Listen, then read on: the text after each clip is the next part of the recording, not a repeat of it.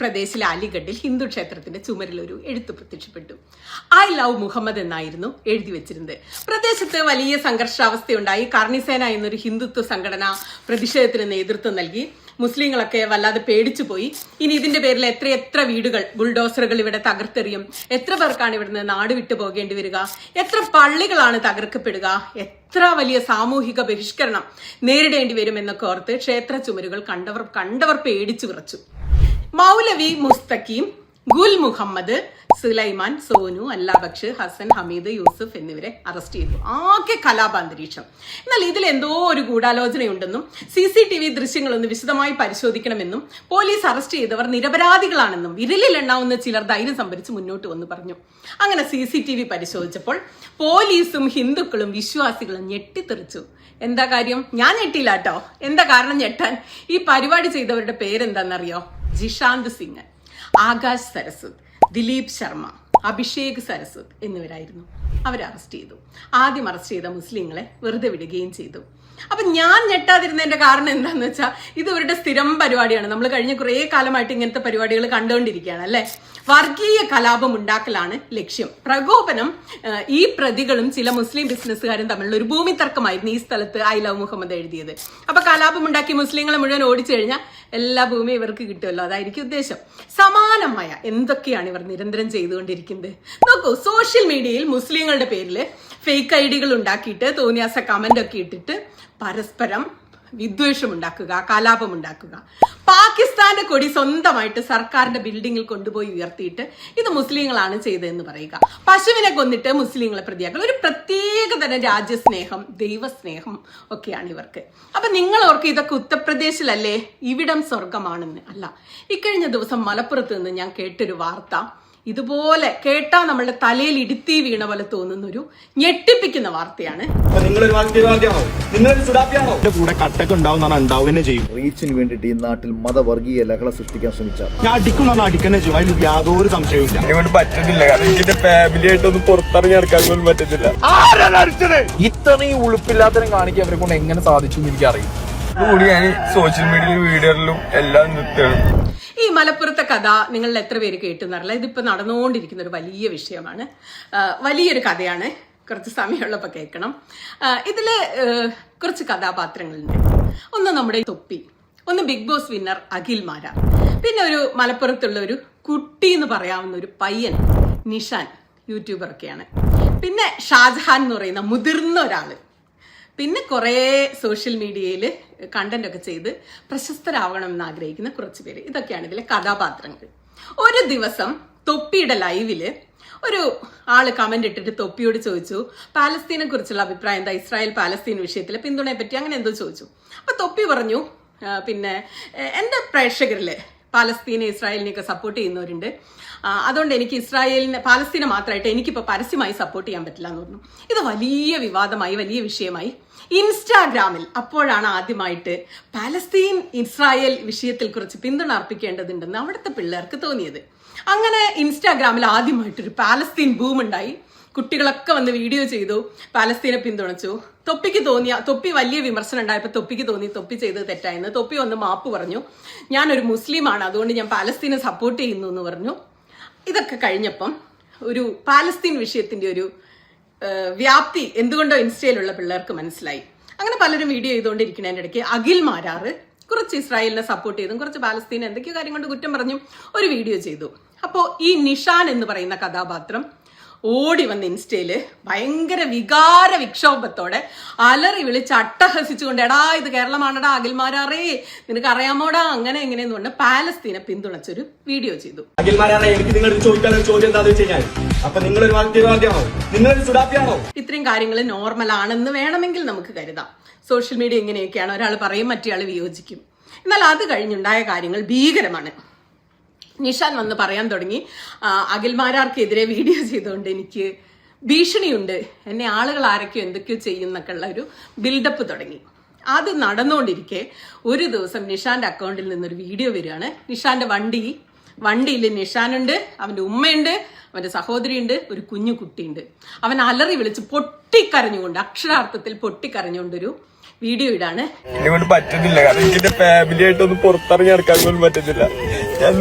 എന്റെ വണ്ടി ഏതോ രണ്ടാൾക്കാർ വന്നാണ്ട് പാലസ്തീൻ അനുകൂല വീഡിയോ ചെയ്തുകൊണ്ട് ഇവന്റെ വണ്ടി തള്ളിപ്പൊളിച്ചു എന്നുള്ളതായിരുന്നു നറേഷൻ.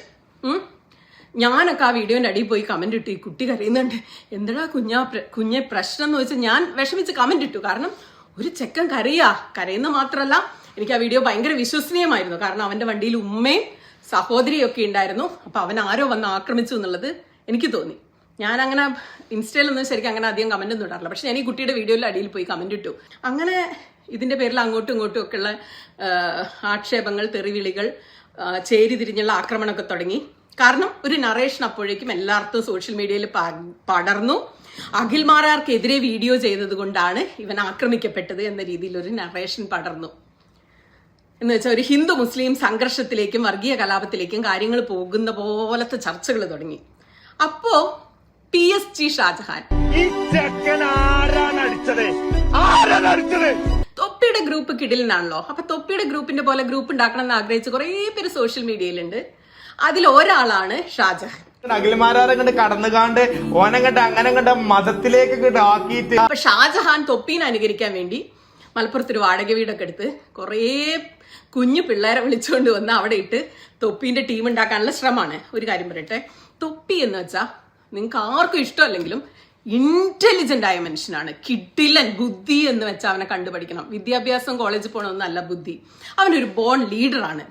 അവന്റെ ഒരു കരിസ്മ, അവൻ ആൾക്കൂട്ടത്തിൽ ഇറങ്ങി നിൽക്കുമ്പോൾ അവനെ കാണാനുള്ള ഒരു തലയെടുപ്പ്. പിന്നെ അവന്റെ ഗ്രൂപ്പിലേക്ക് ആളെ എടുക്കുന്നത് ചുമ്മാ വഴി കൂടെ പോണവരെ വിളിച്ചെടുക്കല്ല. അവൻ ഇന്റർവ്യൂ നടത്തി. എന്തെങ്കിലും ഒരു ഗ്രേസ് ഉള്ള ആളുകളാണ് അവന്റെ ടീമിലെ എല്ലാവരും. ഇന്നാളെന്നില്ല, ഞാൻ പേരെടുത്തൊന്നും പറയുന്നില്ല. ഓരോ ആളുകൾ അങ്ങ് നിരന്ന് നിൽക്കുമ്പോൾ അവരെ കാണാൻ ഭയങ്കര രസമുള്ള നല്ല മനുഷ്യരാണ്. അങ്ങനെ ഹാൻഡ് പിക്ക് ചെയ്തെടുത്തത് കൊണ്ടാണ് തൊപ്പിയുടെ ഈ ടീം ഒരു രസം. മാത്രമല്ല ഇത് ലീഡ് ചെയ്യുന്ന തൊപ്പി ഒരു അസാമാന്യ മനുഷ്യനാണ്. നമുക്ക് കാണുമ്പോൾ അല്ലാന്ന് തോന്നും, പക്ഷെ അങ്ങനെയല്ല. പുള്ളി ഭയങ്കര കഴിവുള്ളൊരു ആളാണ്. അതുകൊണ്ടാണ് അയാൾക്ക് ആളുകളെ ആകർഷിക്കാൻ കഴിയുന്നത്. അത് കോപ്പി ചെയ്യാൻ വേണ്ടി മലപ്പുറത്ത് ഒരു വാടക വീടെടുത്ത് കുറെ എണ്ണത്തിനെ വിളിച്ചു കൂട്ടി. അതുപോലെ ഒരു ഗ്രൂപ്പ് ആവില്ല. പിന്നെ തൊപ്പിയുടെ കയ്യിൽ ഇഷ്ടം പോലെ പൈസ ഉണ്ട്. അവനീ കൂടെ നിൽക്കുന്ന എല്ലാവർക്കും ജീവിക്കാൻ ആവശ്യമായ പൈസ അവൻ കൊടുക്കുന്നുണ്ട്. ശമ്പളമായിട്ടും അതായിട്ട് നല്ല പേയ്മെന്റ് ആണ് കൊടുക്കുന്നത്. ഇത് 5 പൈസ കയ്യിൽ, ഈ ഷാജാന്റെ കയ്യിലൊന്നും വലിയ കാശൊന്നുമില്ല, പക്ഷെ പുറത്തേക്ക് ഭയങ്കര കാശുകാരനാണെന്ന് കാണിക്കുന്ന ഇവനൊക്കെ ഗ്രൂപ്പ് ഓടിക്കാനൊന്നും നടക്കില്ല. അതൊക്കെ എഴുതിക്കട്ടെ. അതിന്റെ ഇടയ്ക്ക് നിഷാൻ പാലസ്തീനിലെ ആരെയൊക്കെ സഹായിക്കാനാണെന്നുണ്ട് ഒരു ചാരിറ്റി ഗ്രൂപ്പ് തുടങ്ങി. ആളുകളെ കൊണ്ടൊക്കെ എന്തൊക്കെയോ ചാരിറ്റിയിലേക്ക് പൈസ ആവശ്യപ്പെട്ടു. പാലസ്തീന്റെ പേരിൽ പണപ്പിരിവും തുടങ്ങി. ഇത്രയും എത്തിയ സാഹചര്യത്തിൽ PSG ഷാജഹാൻ എന്ന് പറഞ്ഞവൻ കഥയിലേക്ക് പ്രത്യക്ഷപ്പെടുകയാണ്. ഷാജഹാൻ വരുന്നു, ആരടാ നിഷാനെ തൊട്ട് എന്ന് പറഞ്ഞ് ഭയങ്കര വീഡിയോ ഇടുന്നു, ഭയങ്കര ബഹളം. പേടിച്ച് നിൽക്കണിച്ച് ഒരു ആൺകുട്ടിയുടെ ചെങ്ങായി എന്റെ കൂടെ കട്ടൊക്കെ ഉണ്ടാവും ചെയ്യും. ഒരു ദിവസം ഷാജഹാൻ വന്നിട്ട് പറയുന്നു, നിഷാന്റെ വണ്ടി അടിച്ച് തല്ലി പൊളിച്ചവനെ ഞങ്ങൾ പിടിച്ചു. പക്ഷെ ഞങ്ങൾ ആളുടെ ഐഡന്റിറ്റി പുറത്തു പറയുന്നില്ല. കാരണം ഇവിടെ വർഗീയ കലാപം ഉണ്ടാവും, അതൊരു ഹിന്ദു ആണ്, പേര് പുറത്തു വിടുന്നില്ല എന്നൊക്കെ പറയുന്നു. ഈ ചെക്കന്റെ ലൊക്കേഷൻ ഇപ്പൊ ഓന്റെ വീട്ടിൽ ഞാൻ പോവാണ്.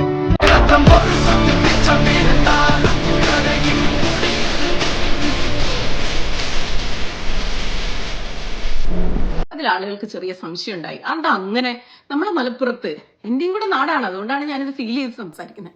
അങ്ങനെ ഒരു സംഭവം ഉണ്ടാവോ? ഒരു ഹിന്ദു ഒരു മുസ്ലിമിന്റെ പിന്നെ വണ്ടി തല്ലിപ്പൊളിക്കുക, അതിൽ കലാപം ഉണ്ടാവുകയൊക്കെ ചെയ്യുന്ന ഒരു അവസ്ഥ ഉണ്ടാവുമോ?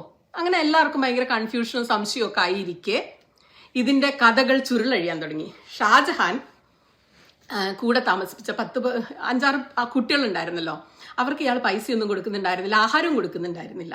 തൊപ്പീന്റെ ഗ്രൂപ്പ് ഉണ്ടാക്കാൻ വേണ്ടി പിടിച്ചു കൊണ്ടുവന്ന കുട്ടികൾ അക്ഷരാർത്ഥത്തിൽ ഷാജഹാനുമായിട്ട് നല്ല കണക്ഷനുള്ള ആളുകളായിരുന്നില്ല. അതുകൊണ്ട് ഈ കുട്ടികൾ ഓരോരുത്തരായിട്ട് പുറത്തിറങ്ങിയിട്ട് വീഡിയോ ഇടാൻ തുടങ്ങി. പർപ്പിൾ, മൂക്കുത്തി, കുട്ടി എന്ന് ഞാൻ പറയുന്നത് കുട്ടിയല്ല, അവരൊന്നും ഒരു 20 വയസ്സിനും 30 വയസ്സിനും ഇടയ്ക്കുള്ള പിള്ളേരാണ്. വണ്ടി തല്ലിപ്പൊളിച്ചത് വേറെ ആൾക്കാരാണ്. അതായത് ഈ PSG കഴിഞ്ഞിട്ട് ആൾക്കാർ തന്നെയാണ്, മനസ്സിലായോ? അത് കഴിഞ്ഞിട്ട് അവനെ പിടിച്ചു എന്ന് പറയണില്ലേ, ആ പിടിച്ചു എന്ന് പറയുന്ന ചെക്കനെ അവിടെ എക്സ്പോസ് ചെയ്യാൻ കഴിയും. ആ ചെക്കനിക്ക് ഇപ്പോഴും മെസ്സേജ് അയക്കുന്നുണ്ടാവും, ഒരു ഫ്രീ ഫയർ പ്ലെയർ ആണ്. അപ്പൊ ഇവരൊക്കെ ഓരോരുത്തരായി വീഡിയോ ഇടാൻ തുടങ്ങി. ഇത് പ്ലാൻഡ് ആയിരുന്നു, ഇത് സ്ക്രിപ്റ്റഡ് ആണ്, ഇത് യഥാർത്ഥത്തിൽ ആരും ആക്രമിച്ചിട്ടില്ല എന്നൊക്കെ പറഞ്ഞു. അവസാനം എല്ലാ കഥകളും പുറത്തു വന്നു. എന്താണ് സംഭവം എന്ന് വെച്ചാൽ, സോഷ്യൽ മീഡിയയിൽ ഹൈപ്പ് ഉണ്ടാക്കാനും തൊപ്പിയായി മാറാനും ആണോന്ന് എനിക്കറിയില്ല. എന്തായാലും സോഷ്യൽ മീഡിയയിൽ കണ്ടന്റ് ഉണ്ടാക്കിയിട്ട് ആളാകാൻ വേണ്ടിയിട്ട് ഇവര് ഉണ്ടാക്കിയ ഒരു സംഭവമായിരുന്നത്. ഇവന്റെ വണ്ടി തള്ളിപ്പൊളിച്ചത് ഇവൻ തന്നെയായിരുന്നു, നിഷാൻ. അവന്റെ ഏറ്റവും ബെസ്റ്റ് 10-20 വയസ്സുള്ള ഒരു കുട്ടീനെയൊക്കെ വിളിച്ചുകൊണ്ട് വന്നിട്ട് വണ്ടി തല്ലിപ്പൊളിച്ചു. എന്നിട്ട് ഷാജഹാനെ കൊണ്ട് ഇങ്ങനെയൊക്കെ ചെയ്യിപ്പിച്ച് ഇതെല്ലാം ക്രിയേറ്റഡ് ആയിരുന്നു, ഒന്നും ആയിരുന്നില്ല. ഇവർ തന്നെയായിരുന്നു ഇതിൻ്റെ പിന്നിൽ.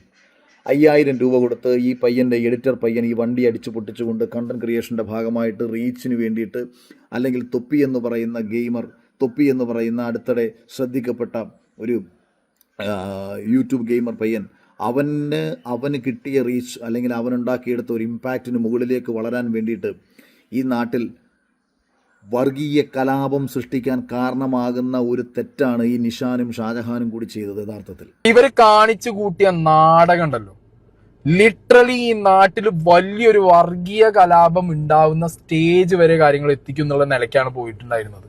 അപ്പൊ ഞാൻ ആ നിഷാൻ പറയുന്ന ഒരു വീഡിയോ ഓഡിയോ ഒക്കെ കേൾക്കാം. അപ്പൊ നിഷാൻ പറയാ, ഞാൻ പറഞ്ഞല്ലോ അഖിൽമാ അരാറേ ഇത് കേരളമാണടാ എന്നൊക്കെ, പിന്നെ പാലസ്തീൻ വിഷയമാണല്ലോ, അപ്പൊ എങ്ങനെ ഉണ്ടാവും അങ്ങനെ ഉണ്ടാവും എന്നൊക്കെ. എനിക്കൊരു സിമ്പതി വരുന്നത് ഞാൻ കരയാണവിടെ. എന്റെ ഹേറ്റേഴ്സ് ഉണ്ടാവും. അഥവാ ഇപ്പൊ ഞാൻ മറ്റേ വീഡിയോ ചെയ്തതിന്റെ പേരിൽ എനിക്ക് ഹേറ്റേഴ്സ് ഉള്ളോളേ എന്ത്, ഞാൻ അതിന്റെ മുന്നേ ഒരു മാസ് പറഞ്ഞു ഇത് കേരളമാണ് അഖിൽമാരാറേ പോയി. അപ്പൊ ഈ ഒരു സംഭവം എടുത്താണ്ട് ഞാൻ കരയണ, അതിന് ശേഷം ഞാൻ കരയിട്ടാണ്ട് ഉള്ളിൽ ട്രോളും. ഇതൊക്കെയാണ് നമ്മളെ ആവശ്യം. ചുരുക്കത്തിൽ ഈ കഥ പുറത്തു വന്നില്ലായിരുന്നു എന്ന് വിചാരിക്കുക, ഇവന്മാരിങ്ങനെ വൃത്തികേടും തെണ്ടിത്തരും ചെയ്താണെന്ന് പുറത്തു വന്നില്ലെങ്കിൽ വലിയൊരു വർഗീയ കലാപം മലപ്പുറത്ത് നിന്നുണ്ടാകുമായിരുന്നു. എന്തോ നമ്മളുടെയൊക്കെ ഭാഗ്യം കൊണ്ട്, കേരളത്തിന്റെ ഭാഗ്യം കൊണ്ട്, അല്ലെങ്കിൽ കേരളം എങ്ങനെയാണ്, ഇവിടെ അങ്ങനെ തോന്നിയാസൊന്നും കാണിക്കാൻ പറ്റില്ല, അത് പുറത്തു വരും. ഷാജഹാന്റെ കൂടെയുള്ള പിള്ളേരൊക്കെ പുറത്തു വന്ന് ഇതെല്ലാവരോടും പറഞ്ഞതുകൊണ്ട് വലിയൊരു വർഗീയ കലാപത്തിൽ നിന്നും, ദുരിതത്തിൽ നിന്നും, ദുരന്തത്തിൽ നിന്നും നമ്മുടെ നാട് രക്ഷപ്പെട്ടു. മലപ്പുറം എന്ന് പറയുമ്പോൾ എൻ്റെ നാടാന്ന് ഞാൻ പറഞ്ഞല്ലോ, എനിക്കും നിങ്ങൾക്കൊക്കെ ഉള്ള വികാരം എന്താ? മതേതരത്വം. അവിടെ നല്ല മനുഷ്യരാണ്, അത്യാവശ്യം മറ്റൊരാളെ ഉപദ്രവിക്കുകയൊന്നുമില്ല, വർഗീയത ഇല്ല എന്നൊക്കെ അല്ലേ. ഇവന്മാരുടെയൊക്കെ തലയ്ക്കകത്തൂടെ ഓടുന്ന സാധനം എന്തൊക്കെയാ? ആക്ച്വലി ഇവന്മാരും മലപ്പുറത്തുകാരാണ്, നമ്മൾ മാത്രമല്ല മലപ്പുറത്തുകാർ, ഇവരും മലപ്പുറത്തുകാരാണ്. അപ്പം ഇങ്ങനെയുള്ളവരൊക്കെ മലപ്പുറത്തുണ്ട്. അപ്പം ഞാൻ പറഞ്ഞ ഇത് ഉത്തർപ്രദേശിൽ മാത്രമല്ല നടക്കുന്നത്, നമ്മുടെ നാട്ടിലും നടക്കുന്നുണ്ട്. അപ്പം നിങ്ങൾക്കൊക്കെ ഇവരെയൊക്കെ പരിചയം ഉണ്ടെങ്കിൽ ഒരു കൈ അകലത്തിൽ നിർത്തുക, സൂക്ഷിക്കണം.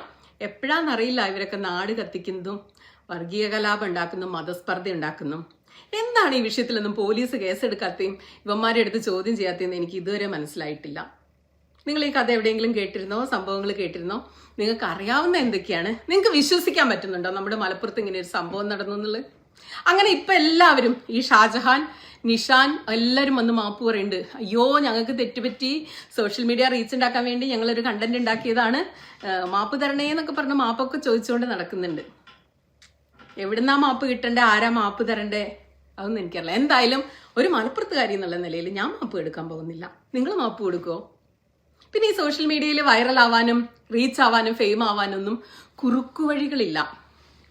ഇത് ആരാണേലും, ഇപ്പം ഞാനാണേലും നിങ്ങളാണേലും ഈ തൊഴിൽ ചെയ്യുമ്പോൾ, ഈ പണിയെടുക്കുമ്പോൾ, അല്ലെങ്കിൽ നിങ്ങൾ പരസ്പരം സംസാരിക്കുമ്പോൾ അതിൽ സത്യസന്ധത വേണം, ആത്മാർത്ഥത വേണം. ഹാർഡ് വർക്ക് കൊണ്ട് മാത്രമേ ഈ സോഷ്യൽ മീഡിയയിൽ ആര് വേണേലും വിജയിച്ചിട്ടുള്ളൂ.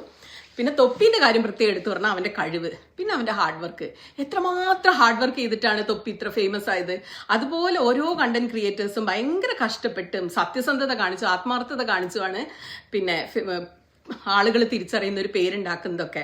അല്ലാതെ ഇതുപോലെ കള്ളത്തരം കാണിച്ചാലും ഇങ്ങനെ കുറുക്ക് വഴികൾ നോക്കിയാലും വർഗീയ കലാപം ഉണ്ടാക്കിയാലൊന്നും ആരും പ്രശസ്തരാവില്ല. അപ്പോൾ mister Shajahan, mister Nishan and team, നിങ്ങൾ ചെയ്ത് വളരെ മോശമായിപ്പോയി. നിങ്ങൾ പരസ്പരം അങ്ങനെ വന്നിട്ട് വീഡിയോയിൽ മാപ്പ് ചോദിച്ചാലൊന്നും ഇതിന്റെ ദോഷം തീരില്ല. മലപ്പുറം എന്ന് പറയുമ്പോൾ അതിന്റെ ചരിത്രത്തിൽ ഈ കഥ കൂടി എഴുതി വെക്കപ്പെടും.